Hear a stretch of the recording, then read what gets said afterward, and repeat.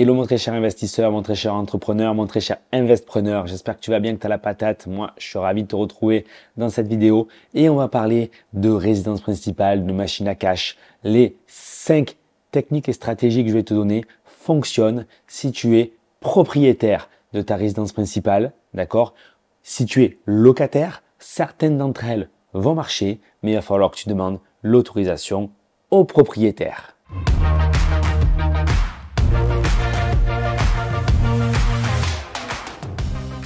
La première des techniques, un peu la moins confortable, mais la plus facile, celle quand même avec le moins de potentiel, va être de louer une chambre en location courte durée, type Airbnb, Booking, que tu habites dans un appartement en ville, dans une maison à la campagne, tu peux arriver à dégager des revenus additionnels en louant cette chambre toute l'année. Ok? Il n'y a pas de limite par rapport à ça. Et si tu acceptes de vivre avec quelque part des voyageurs qui peuvent arriver pour plusieurs jours, plusieurs périodes, tu peux définir une semaine minimum, un mois minimum, mais ça peut te permettre de rencontrer des personnes et d'avoir des revenus additionnels. Tu peux inclure le petit déjeuner, des services et du coup facturer encore plus cher. C'est pas pour tout le monde, mais c'est une option.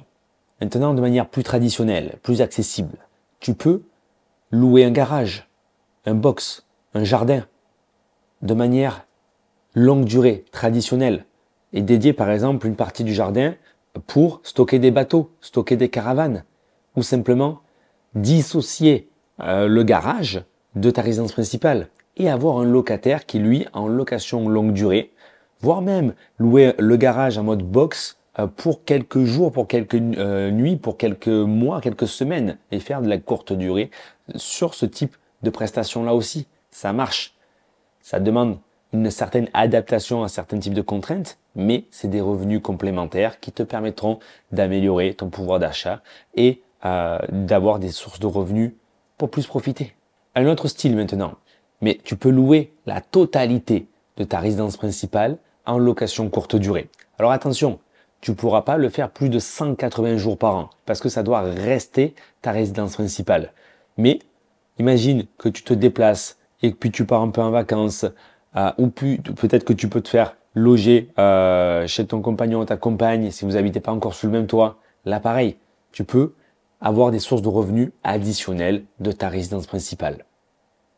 Évidemment, ça marche en location moyenne durée, courte durée, meublée, en nu, ça marchera pas.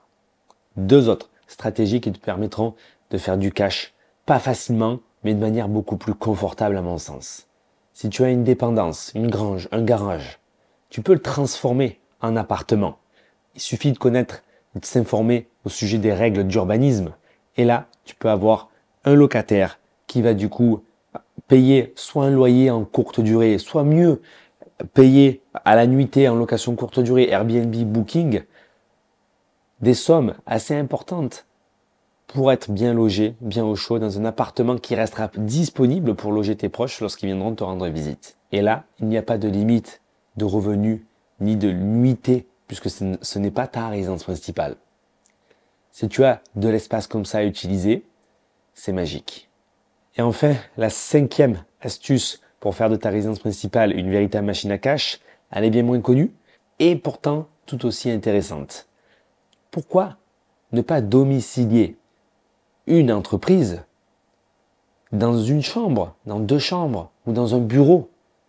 Du coup, elle paierait en proportion de la surface, de la valeur de la mensualité, de la valeur de ce que serait un loyer pour la surface totale.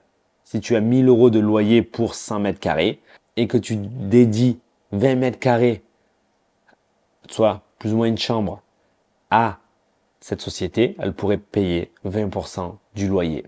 Alors attention, ça fait des revenus fonciers qui seront imposés sur ton imposition personnelle, mais c'est toujours ça de prix. C'était 5 façons de rentabiliser ta résidence principale. Après, ça, c'est des ajustements.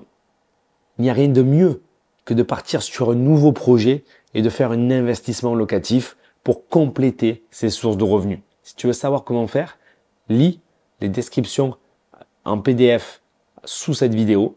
Ça te permettra de comprendre les bases d'un bon investissement locatif pour aller chercher 500, 1000, 1500, 2000 euros de bénéfices nets par mois dès le premier jour de location. Si tu as la moindre question, n'hésite pas à la poser en commentaire. Je te réponds avec grand plaisir. Ciao!